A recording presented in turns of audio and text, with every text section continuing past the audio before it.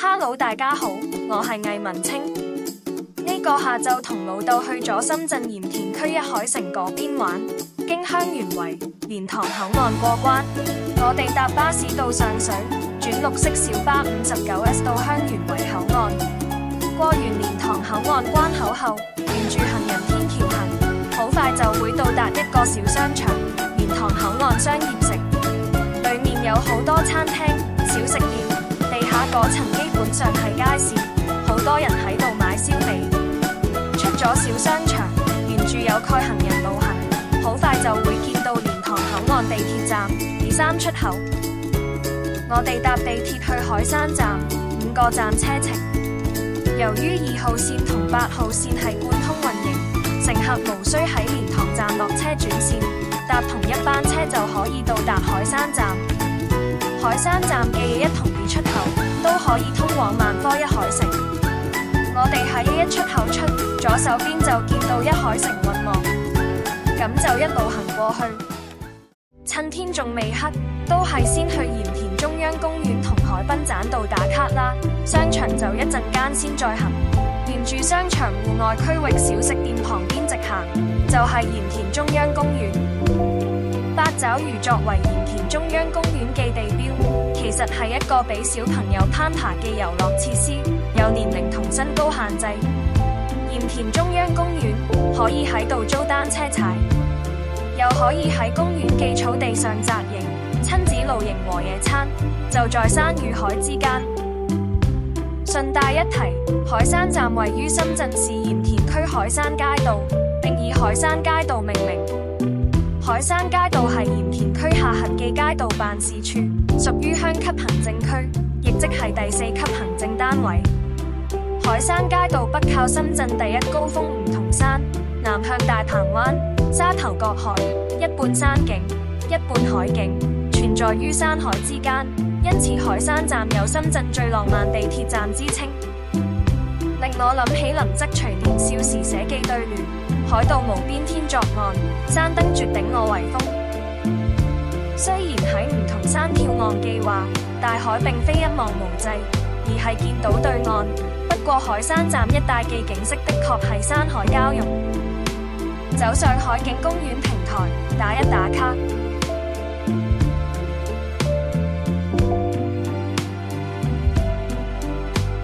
喺平台度落返嚟，到海濱棧道上影相。呢個係沙頭角海，對面係香港嘅沙頭角榕樹坳村，好似係。究竟係海濱棧道定係海景棧道呢？其實都啱。鹽田海景步道係鹽田海濱棧道嘅西段，而東段係梅沙海濱步道。鹽田海景步道嘅起點喺海景路，一路向東行，會經過一海城、鹽田中央公園、燈塔圖書館，然後見到鹽田港就到海景路嘅盡頭。順帶一提，深圳港係深圳市海岸線多個港口嘅統稱，分為東部港區同西部港區。西部港區有蛇口港、赤灣港等港口，而鹽田港就係東部港區嘅主要組成部分。鹽田港擁有全球最大單體集裝箱碼頭，單一集裝箱碼頭吞吐量連續20年全球最高。海景步道被鹽田港分隔，行人需要轉入深鹽路繼續行。轉入深鹽路就會經過一座別具特色嘅公園——海山公園。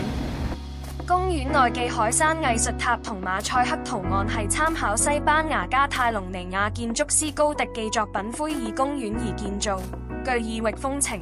海山公園有小巴塞羅那之稱。沿深鹽路繼續向東行，經過鹽田港，到海邊街就向海直行，出到海邊就繼續向東行，就會到達海景步道嘅終點——鹽田海鮮街鹽梅路出入口。鹽田海鮮街係深圳8大食街之一，以海鮮美食著名。周邊嘅地鐵站係8號線鹽田墟站 B 出口。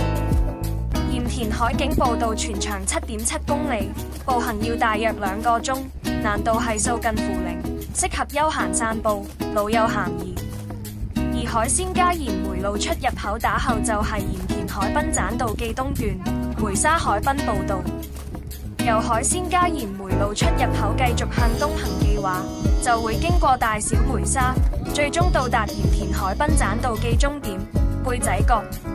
鹽田海濱棧道全長19.5公里，有世界第一長海濱浴帶之美稱。鹽田海景步道嘅東側連接梅沙海濱步道，而西側就鄰近沙頭角中英街。中英街一家兩制獲評選為深圳8景之一。我哋行咗一段海景步道，然後到燈塔圖書館睇書。圖書館以美國散文家及評論家惠普爾嘅名句書籍係屹立喺時間嘅汪洋大海中嘅燈塔為元素，寓意書籍能夠指引萬千學子喺無垠嘅學海中航行。鹽田區圖書館開設咗10間以海洋文化為特色嘅海書房分館，又叫做智慧書房。燈塔圖書館就係其中一間。圖書館收藏書籍9500幾冊，樓高4層，3樓好細，塔頂冇開放。關於鹽田海濱棧道同鹽田區10間智慧書房，將會另外製作長片或短片去介紹，敬請留意。睇咗一陣書，時間唔早啦，要返去一海城嗰邊，周圍行下，同埋喺度食埋晚餐。順帶一提，一海城係萬科集團嘅發展項目，分6期開發，包括公寓、寫字樓、購物中心、海岸商業街等。海山站 B 出口外邊就係一海道運市部內商業街，一海道都有好多商店可以行。塔斯丁中國漢堡好似好特別，賣相都唔錯，唔知味道如何。一海道比鄰係海星廣場。喺海星廣場可以乘搭小火車或者駕駛小車，適合親子玩樂。而一海城運磨就鄰近海山站尾1出口。一海城運磨係個大型購物中心，樓高4層，每一層都有佢嘅主力店，分別係 UG Miland 同萬達影城，而其他商店可以分類為餐飲美食、零售優選、教培娛樂鏡童裝同玩。餐飲品牌有9毛9西北菜、半哥兩肉蟹煲、四季椰林、泰爾酸菜魚、魚魚、百合美牛肉火鍋、文華冰室、柏魚、探魚、蛙來達等。茶飲店有奈雪的茶、喜茶、扣扣爺、煲豬公、Coco 等。教培娛樂品牌集中喺L3，有城市密碼、星際傳奇、豆豆樂考古益智兒童樂園、楊梅紅藝術教育等，有益智記亦都有適合小朋友放電機。另外喺L1，小朋友可以乘搭海洋生物列車巡遊商場，都幾有趣。仲有不得不提嘅係文青必去嘅西西弗書店，我哋都喺度睇咗陣書。書店裏面有間小小嘅咖啡店，叫做齒亮咖啡，一邊睇書一邊嘆咖啡，好 chill。係時候食晚飯，然後返香港。我哋喺文華冰室食晚餐，點咗海南之心、豆腐煲、招牌炒飯同粉絲煲，2個人食到好飽。夜晚都幾靚，臨走前再打多張卡先，跟住搭地鐵返去蓮塘口岸地鐵站。返到蓮塘口岸商業城，梗係唔少得買啲手信帶返香港啦。有啲人唔成功，係因為佢唔夠堅持，堅持唔到係因為冇條件去堅持，需要止蝕。但係如果你明明有條件去堅持，你都唔堅持，咁你就真係失敗啦。呢番話唔係暗串任何人，係想鼓勵人，鼓勵自己，加油！如果鍾意呢條片，麻煩按讚、訂閱加分享，感謝感謝。咁我哋下次再見啦，拜拜。